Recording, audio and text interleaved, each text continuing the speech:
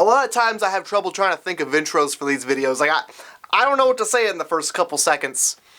I guess I could start this video by saying, fuck! I'm home alone and I could say all the swears I want. Happy Sunday, everyone. Welcome back to Frequently Asked Junk. Or for those of you who don't have time to say words, we're calling it Fadge. We have some very important work to do today, so let's just get right into the questions. Taylor Jean asks, will you please cut your damn beard? No. No, I won't. Why would I do something that I didn't want to do? Would you stomp a puppy to death if I asked you to stomp a puppy to death? I hope not.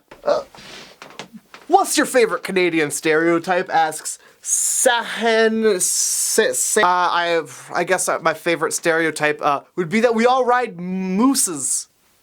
I can't think of a single time when I've had the urge to sit upon a moose, let alone use it for a means of transportation. I'm pretty sure that like 80% of people who try and ride a moose get their head stomped in by a moose. Meese only like two things, and that is fucking bitches and stomping skulls. So, don't ride a moose.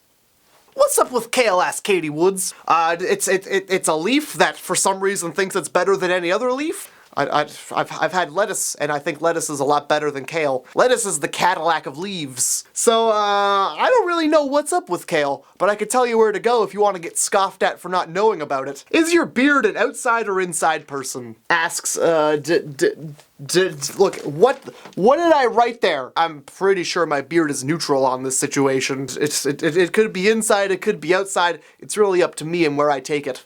If you were to have an evil twin, what would its name be? Asks Venus. According to the law of evil twins, my evil twin's name would be Tam, because it's always the first name backwards. And of course the evil twin is always the exact opposite of the regular twin. So my evil twin would probably not have a mustache that it could curl up or a beard, and would probably have just regular old, just normal cut hair. And it would just be the exact opposite of me in every way. You know, helping people across the street, reading books, volunteering, smiling at children.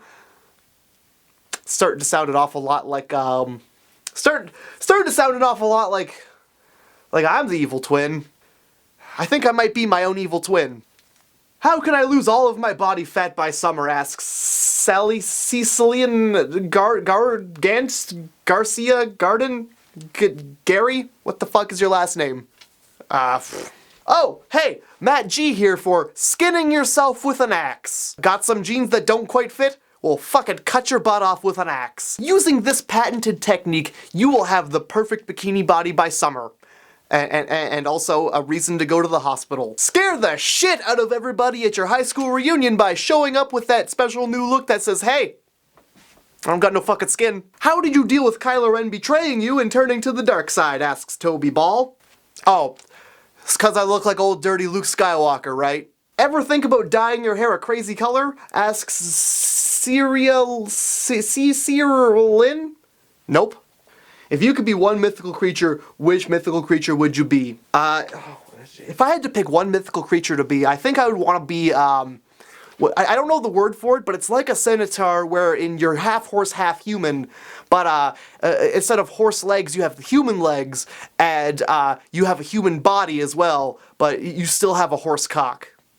What is the name for that? How can I convince my family I don't need to be in a relationship? Asks Jessica Adam. Well, you could do that by letting your entire family know that you're a strong, independent woman, and you don't need no man or woman to complete you and make you a whole person, because you're a whole person all on your own. And then lift a car over your head and chuck it into the distance. I think that's the best way to let your entire family know that you don't need no ball and chain, because you'll just pick it up and throw it as far as you can.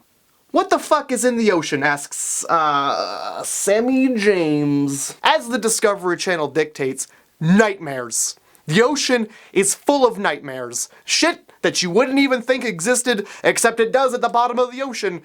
Because who's making rules down there? Not God, that's for sure. God wouldn't make the things that are down there. No, sir. Those are demons. What's underneath the water? It's fucking nuts. Don't ever go farther than your own body length underwater, because as soon as it gets dark, that's where the sea monsters are.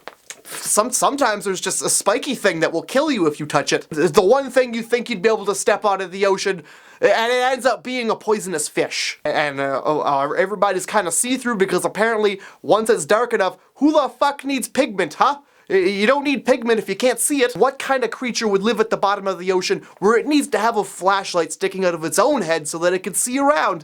Why not just go up to where the sun penetrates the ocean, where you can still see things?